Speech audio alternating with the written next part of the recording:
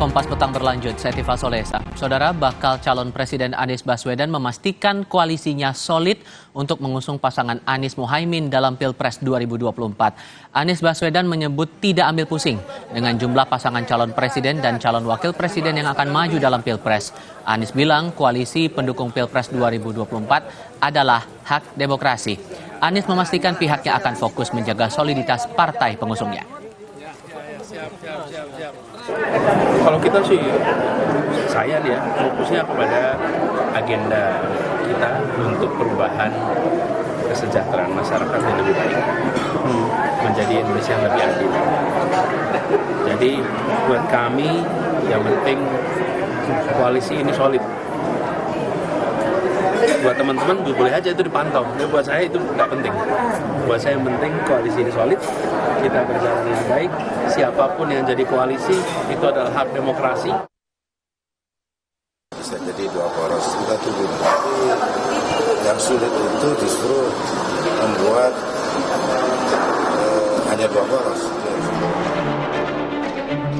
Wacana dua poros pengusung mengemuka dari Wakil Ketua Umum Partai Kebangkitan Bangsa Jazilul Fuaid. Partai Kebangkitan Bangsa menilai pernyataan ini keluar karena PKB melihat jika baca pres Prabowo Subianto dan baca pres Ganjar Pranowo belum juga memiliki bakal calon wakil presiden. Padahal waktu pendaftaran pencapresan semakin dekat.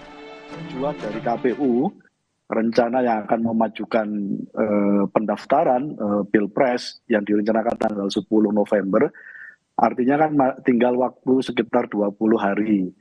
Nah, Mas Jazil melihat waktu sisa 20 hari, Mas Hasto belum memutuskan, terus kemudian poros Indonesia Maju juga belum memutuskan. Jangan-jangan ini ada opsi untuk menggabungkan ini. Jadi menggabungkan antara Mas Hasto mengambil Pak Prabowo sebagai wapresnya Mas Ganjar dan seterusnya.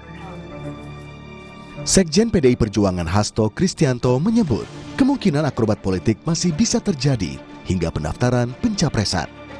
Hasto juga menutup kemungkinan soal wacana bergabungnya poros Ganjar dan Prabowo bergabung menjadi satu dalam Pilpres 2024. Prabowo sama Pak Prabowo dan juga Mas Ganjar.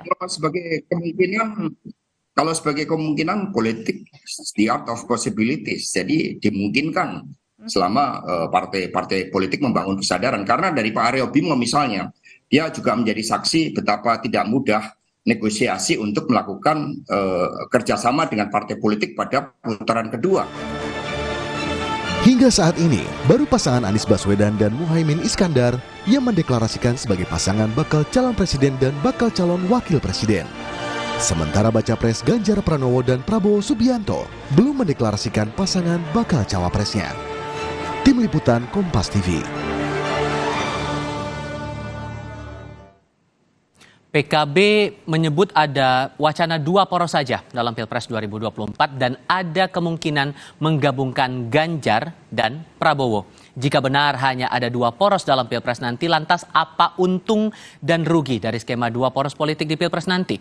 Bagaimana parpol mempertimbangkan keragaman pilihan bagi masyarakat? Kita diskusikan hal ini bersama para narasumber. Bergabung saat ini anggota DPR fraksi PDI Perjuangan Arya Bima, kemudian Ketua DPP Nasdem Effendi Khoiri dan Direktur Eksekutif Lingkar Madani Ray Rangkuti. Selamat sore semuanya, apa kabar?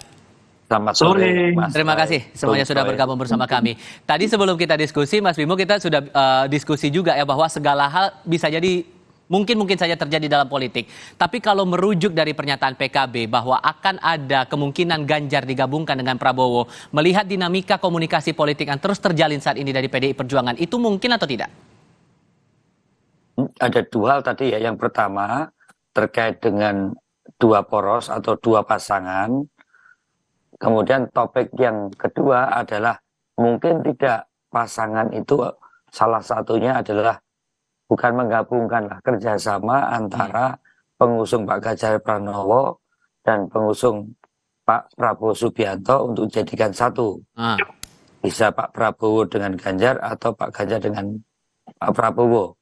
Ya, ada dua itu. Yang pertama saya jawab tentang dua poros ini lebih dan kurangnya apa, untung dan ruginya apa. Kalau saya melihat bahwa dasar konstitusinya itu tetap bahwa Pilpres di dalam proses pemenangan tidak hanya unggul suara, tapi juga menang suara, yaitu 50% per satu.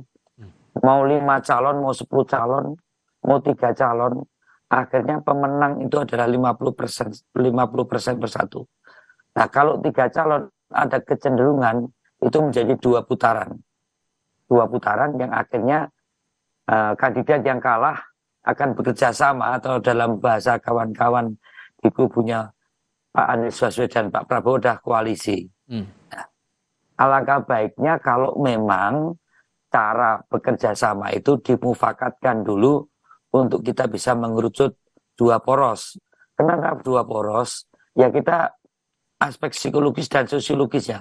Kita ini 1 tahun penuh dari Februari sampai November itu kita melakukan kerja politik atau event politik, apa momentum politik yang benar-benar menguras seluruh energi bangsa ini.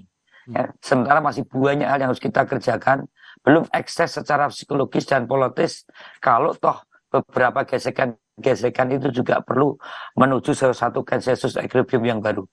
Jadi saya melihat, kalau dari anggaran jauh lebih besar, tapi kalau anggaran kan sebenarnya untuk demokrasi, untuk bangsa ini tetap bisa kita cari.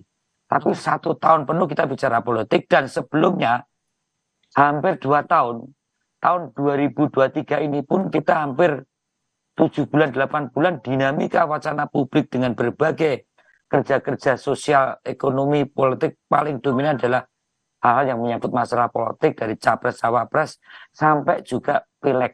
Oke.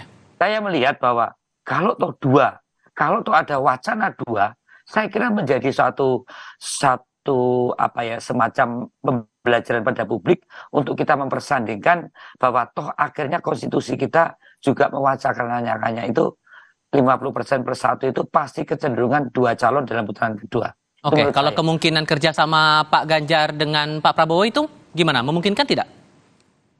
Nah, kalau di dalam politik itu tidak ada yang tidak mungkin. Tapi seberapa besar ada kemungkinan antara Pak Ganjar Pranowo atau dengan Pak Prabowo, atau Pak Prabowo dengan Pak Ganjar Pranowo, ini sampai saat ini real dari apa yang terlihat di dalam survei antara kandidat Pak Prabowo yang kadang nomor 1 dan Pak Ganjar Pranowo yang kadang juga nomor 1. Itu adalah suatu kalkulasi yang sama-sama mempunyai kecenderungan untuk tetap pada posisi sebagai calon presiden. Tidak mungkin keduanya pada posisi calon wakil presiden. Ini yang sampai hari ini tidak dimungkinkan adanya kerjasama untuk misalnya Pak Ganjar Pranowo yang diusung oleh PDI Perjuangan, P3, Hanura dan Perindo untuk memposisikan Pak Ganjar Pranowo nomor 2. Juga sebaliknya Pak Prabowo dan partai pengusung juga tidak mungkin memungkinkan untuk masuk ke wakil presiden. Itu kondisi yang sebenarnya. Kalau di mata Nasdem nih Gus Coy, walaupun kemudian pernyataan itu yang disampaikan Pak Jazilul kepada wartawan di DPR adalah pernyataan pribadi, bukan mewakili partai.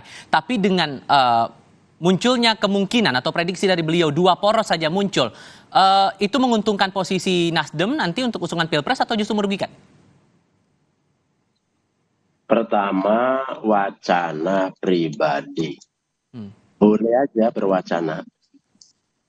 Wacana berapapun boleh aja, tapi real politiknya seperti apa? Kan kadang wacana tidak sesuai dengan real politik.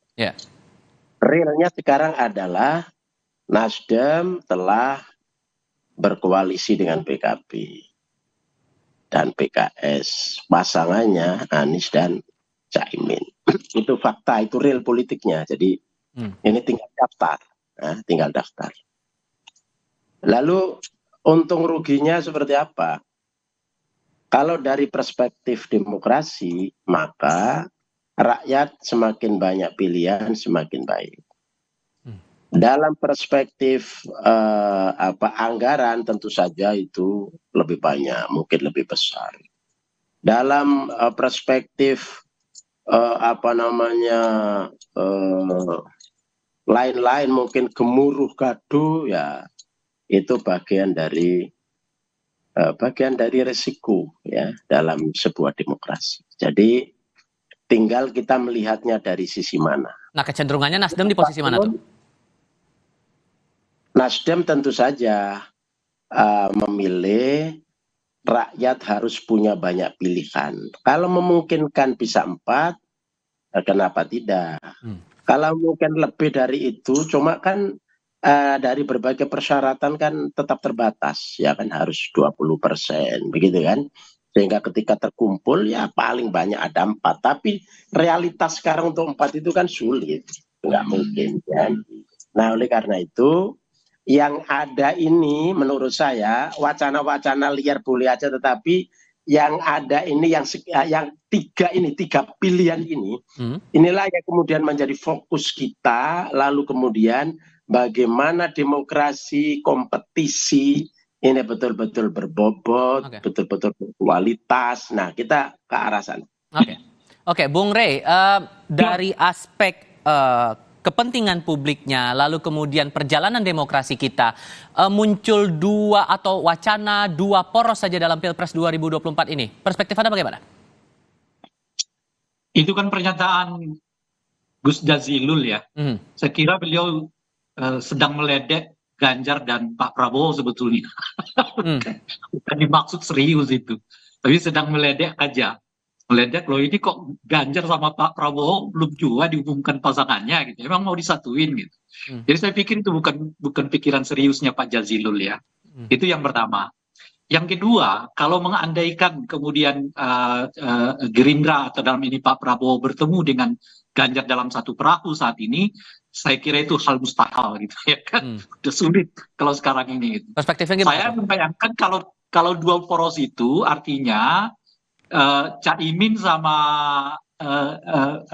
Anies Baswedan tiba-tiba menyatakan udahlah kita kayaknya nggak sanggup lagi, kita serahkanlah kepada Ganjar sama Prabowo yang maju, kira-kira begitulah. Kalau itu mungkin.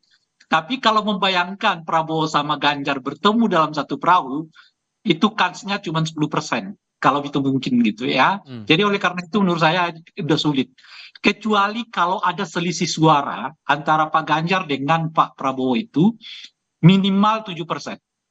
Jadi siapa di antara mereka yang paling tinggi aja yang calon presiden, sebaliknya yang di bawahnya itu ikut wakil presiden. Kenyataannya sekarang kan nggak ada sampai 7%. Kenyataannya kelebihannya itu di margin error kan.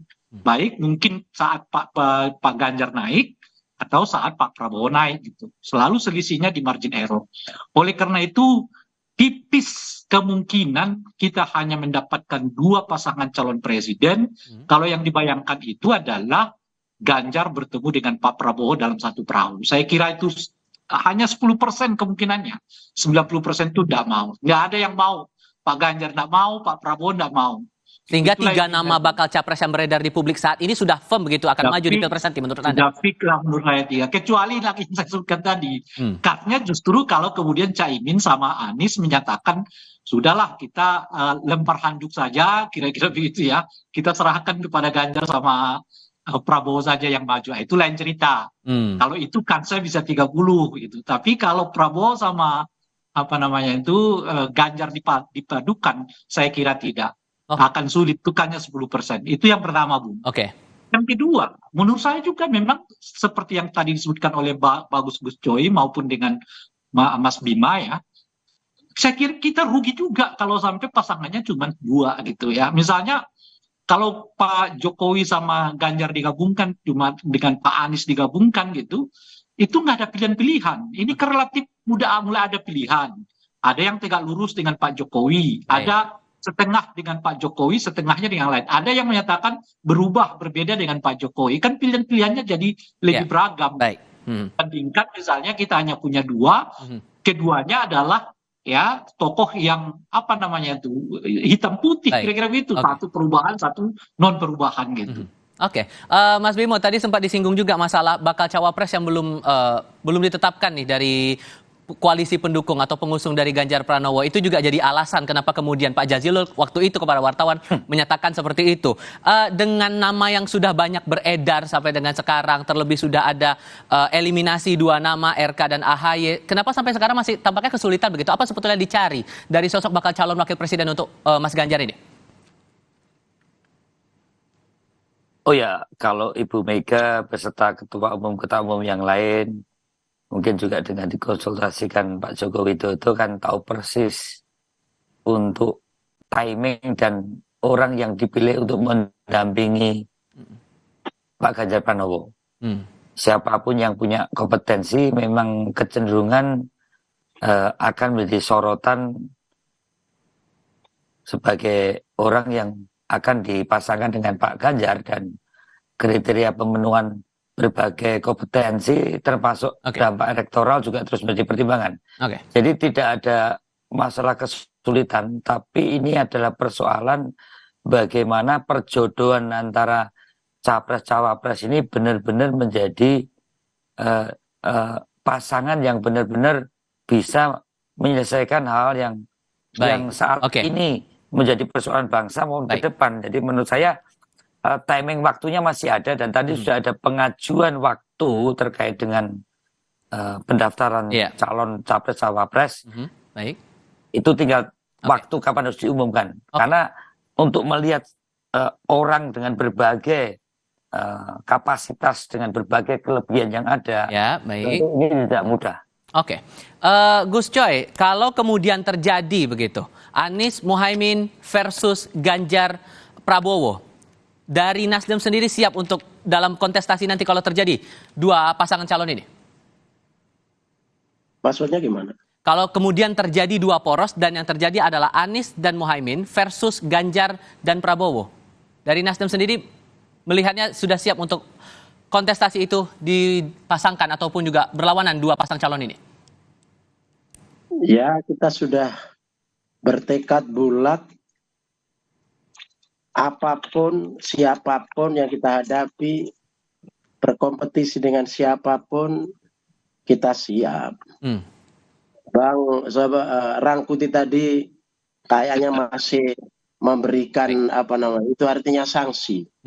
Nggak tahu kami dia. Kami siap bulat untuk menghadapi siapapun. Dan kita begini, pikiran kita ini semua baik. Pimpinan-pimpinan ini diyakini setiap yang diajukan adalah terbaik menurut ijtihad mereka masing-masing. Nah, sekarang ijtihad setiap koalisi itu kemudian kita tawarkan kepada publik. Sudah, setelah itu terserah pada rakyat memilih yang mana, silakan. Di sini kemudian kita dilatih untuk berdewasa, ya, tanpa terus-menerus mengeksploitasi kelemahan kiri kanan. Kita ini, mari kita tampilkan yang baik-baik untuk kepentingan bangsa. Bung Rey, singkat saja. Dengan wacana dua poros ini menurut Anda terbilang sehatkah untuk perjalanan demokrasi kita, walaupun ya sekali lagi ini masalah dinamika politik? Jelas tidak, karena kebutuhan masyarakat itu kan banyak figur sebenarnya. Cuma karena ada presidensial threshold menjadikan banyak kader bangsa kita ini yang tertahan nasibnya untuk jadi calon presiden, wakil presiden. Kalau memungkinkan kita banyak dorong sebetulnya dengan salah satu cara adalah meminimalisasi kalau bisa menghilangkan presidensial threshold itu, sehingga banyak pilihan gitu loh, bukan hanya satu atau dua, bahkan bisa 4, bisa 5 gitu. Toh ujung-ujungnya nanti hanya satu yang dipilih kan. Apa yang membuat kita resah dengan banyak calon? Jadi saya kira ini udah bagus lah. Apalagi ya dengan 3 poros ini, dan saya kira udah nggak mungkin ada poros keempat dalam situasi begini gitu ya. Nah, ini harus tetap dijaga keseimbangannya, tidak perlu lagi dicoba direkayasa untuk jadi 2 dan sebagainya. Mas Arya Bima, terima kasih. Gus Effendi Khoiri, terima kasih. Bung Ray Rangkuti juga terima kasih sudah berdiskusi bersama kami. Selamat sore semuanya. Laporan berikutnya sesaat lagi. Anggota Komisi Pertahanan DPR RI dari fraksi PDI Perjuangan TB Hasanuddin menolak opsi perpanjangan masa jabatan